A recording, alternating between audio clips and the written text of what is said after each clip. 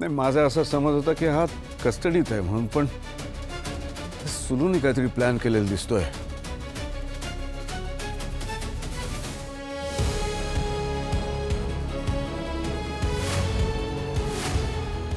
एक मिनिट तुम्ही माझं ऐकून घ्या बाबा.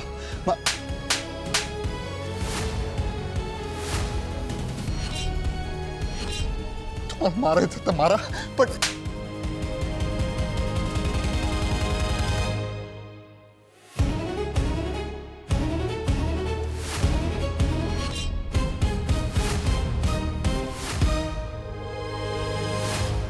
दादा, एक शब्द जरी तोंडातून काढलास ना, जीभ हासडून टाकेन मी तुझी. का आमच्या आबरूचे धिंडवडे काढतोयस तू?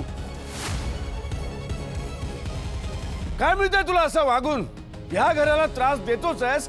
या मुलीच्या घरच्यांनी काय बिघडवलंय तुझं म्हणून त्यांच्याशी असा वागतोयस?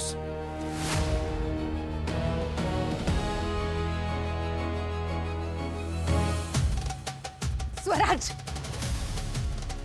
ती मुलगी हे काय म्हणते? तुला खरंच तिच्या बहिणीशी लग्न करायचं नाहीये ना?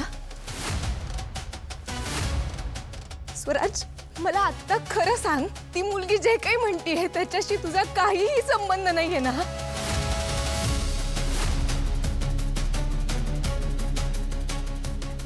अरे मग हे सगळं तू मला आधी का नाही सांगितलंस? अरे का गप्प राहून हे सगळं होऊ देत होता स्वराज? अरे माझा नाही, निदान माझ्या घरच्यांचा तरी विचार करायचास ना.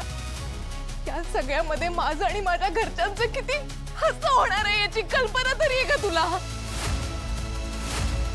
मी वेड्यासारखी तुझ्याशी लग्न करायला इथे उभी आहे आणि तू स्वराज. तन्वी, मला खरंच माफ कर, माझं चुकलं. पण तन्वी,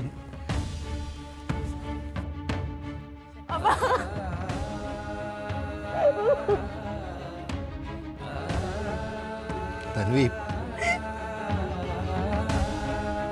मला रडू नकोस. सावर स्वतःला. आपल्याला एक वाईट स्वप्न पडलं होतं असं समजू, आणि आता तरी डोळे उघडू. आता मला इथे थांबायची जराही इच्छा नाहीये. का मला खरंच माफ करा. चल बेटा.